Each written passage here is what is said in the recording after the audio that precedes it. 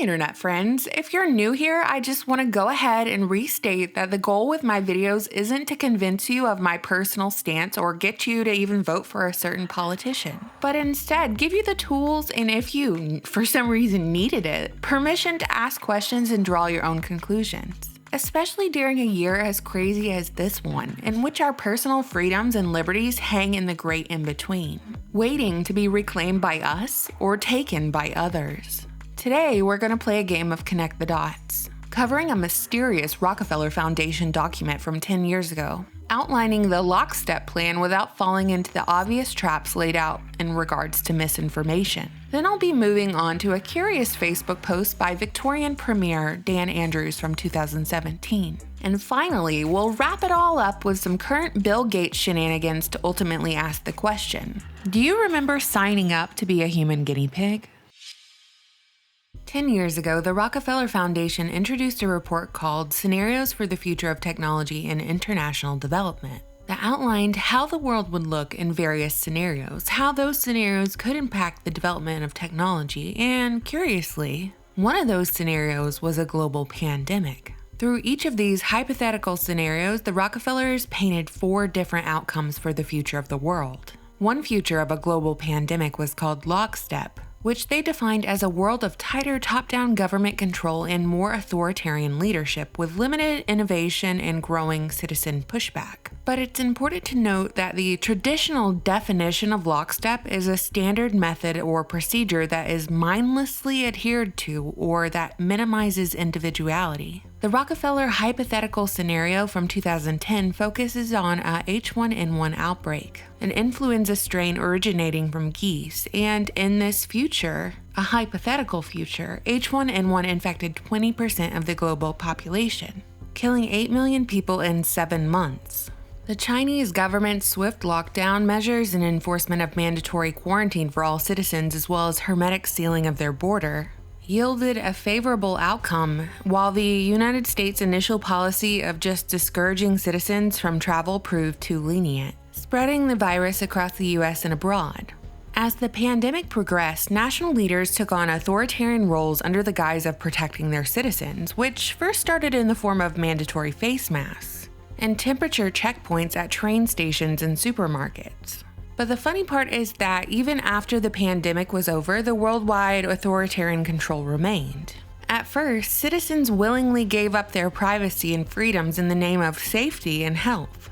They begged for top-down control, and that's exactly what they got in the form of biometric IDs for all citizens and greater oversight of normal everyday activities. Science and innovation became completely controlled by governments. The lockstep scenario says that by 2025, the people regretted giving up their freedoms and allowing governments so much control and the ability to make choices for them.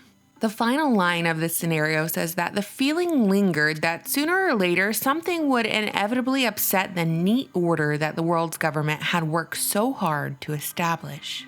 The way that's written, it's as if people in their desire for freedom was the true problem, not the authoritarian desire for control over the masses in the form of medical tyranny. Even though this was published 10 years ago, don't you see a lot of odd parallels to the reality we're living in? It's curious that it was the Rockefeller Foundation who produced this document, since big oil has been big pharma since 1874, all starting with the Rockefeller family and Standard Oil. A man by the name of Devil Bill sired oil magnate John D. Rockefeller, who built Standard Oil. Devil Bill was well known as a bigamist, a con artist, and most notably, a snake oil salesman. At the turn of the century, the Rockefellers funneled $129 million into the creation of the General Education Board, which shaped our current schooling system. So the Rockefellers, along with the Carnegie Foundations, were key in managing schooling specifically for African Americans in the South, using their private wealth to shape race relations. Eventually, the Rockefeller Foundation shaped and funded many aspects of modern medicine. And fun fact, they were a primary financer of an institute that served as the Center for Eugenics Research until 1939. Now, our favorite fact-checking website Snopes has had a complete heyday with this document, this Operation Lockstep, whatever you want to call it. They've completely dismissed this Rockefeller document as an operation manual for the future, pointing to the fact that the Rockefellers highlighted H1N1 as the virus for global pandemic, not corona. So with this straw man argument, there's no way this document was used as a manual to manufacture or manipulate a virus in the news cycle in order to bring about the police state.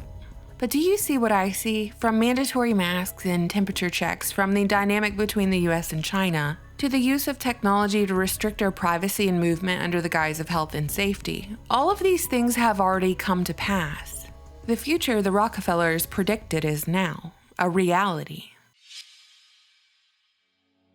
Speaking of New World Order operation manuals, 1,000,001 coincidences, and a dystopian future that is now a reality, let us turn to Australia, particularly the Victorian Premier Dan Andrews and his absolutely remarkable Nostradamus-like foresight, as he's announced his plans to allow the current state of emergency to extend into mid-September of 2021. I told you last week that in Melbourne, Australia, the Stage 4 lockdown was getting pretty serious. With the release of high-tech surveillance drones to identify individuals outside not wearing masks or properly social distancing, as well as scanning for vehicles in violation of curfew. But what I didn't tell you was the exciting news of what was to come. Because apparently I missed the announcement back in 2017 when Dan Andrews made this Facebook post which announced, every baby born in 2020 and 2021 will be invited to be a part of the biggest clinical study in our history. It could be a game changer for fighting disease, the first of its kind anywhere in the world. And it's happening right here in Victoria.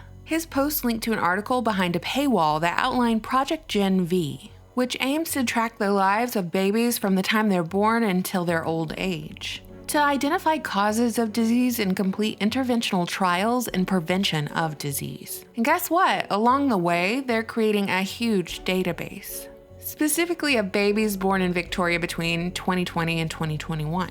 As a side note, if you're an expecting mom in Victoria right now, I did some digging for you, and it appears you can opt out of this program, but you must articulate it. You must say no, you must say you want to opt out, so keep that in mind. Anyway, Dan Andrews, with his extended powers of lockdown until 2021, turning Australia into a prison once again with surveillance and destruction of personal freedoms and liberties before your newborn baby's foot ever touches the earth, stated all of this back in 2017, much like how the Rockefellers outlined lockstep back in 2010. The irony now is, of course, Australians under Stage 4 lockdown, if they want to make their voice heard, well, that's too bad. You're not allowed to leave your house because you might infect someone. What are you, selfish? How many times have you heard that one, by the way?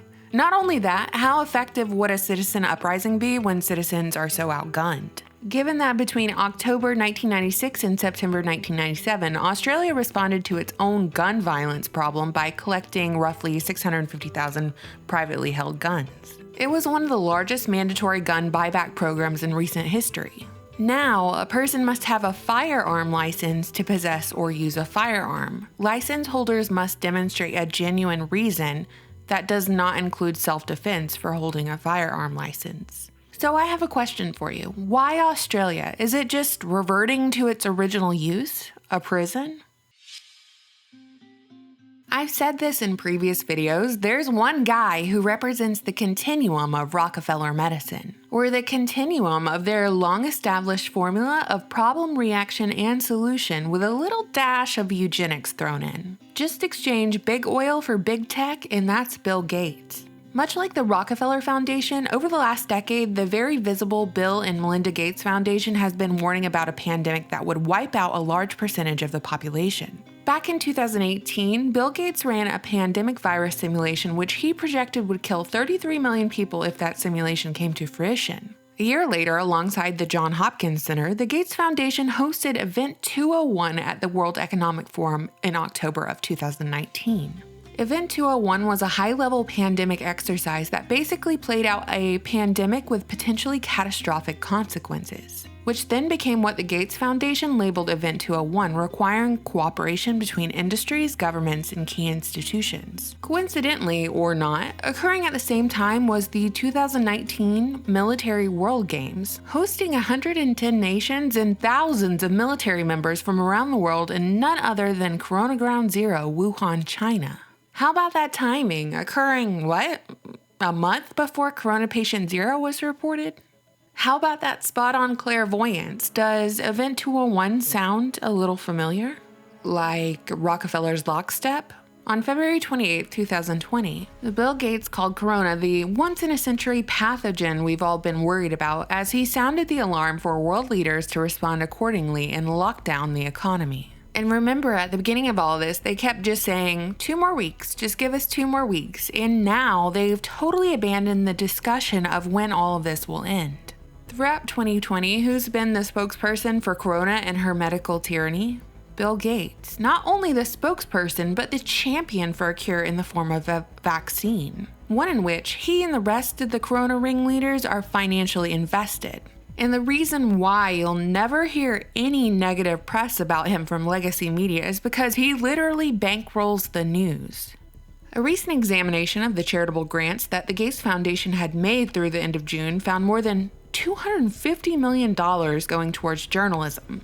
And the recipients included the BBC, NBC, Al Jazeera, ProPublica, National Journal, The Guardian, Univision, Medium, The Financial Times, and The Atlantic. PolitiFact and USA Today, which are run by institutions which have received funds from the Gates Foundation, have even used their fact-checking platforms to defend Gates from false conspiracy theories and misinformation, like the idea that the foundation has financial investments in companies developing COVID vaccines and therapies. In fact, the Gates Foundation's website and most recent tax forms clearly show investments in vaccine companies. So Bill Gates has a lot of extracurricular activities I could cover, like his focus on what he claims is the #1 killer in the world, mosquitoes, and now he's found a way to genetically modify the #1 killer in the world and release 750,000 of them in Florida with the stated purpose of decimating the mosquito population, which he recently announced through his feel-good YouTube video only a few weeks ago. Apparently, now he has a sight set on building nuclear power plants to fight climate change. I could go on endlessly about Bill Gates, about how and why he could possibly have the authority to dictate public health policy, to experiment on the population with only praise from the media. But I'm not going to, because all that really matters are these questions. When did you sign up to be a human guinea pig? When did you sign up your children to become lab rats? Odds are you never did, yet here we are, and something has got to change. Authoritarian governments and these philanthropic organizations will kill a lot more people than they ever pretended to protect. And 10 years ago, they predicted that the general populace would ask for government protection, beg for it even. Will you beg for their protection? Or will you see through this grand illusion before it's too late? What do you think, internet friends? You know I always look forward to your comments. Thank you so much for watching, subscribing, and supporting my channel on Patreon. Bye!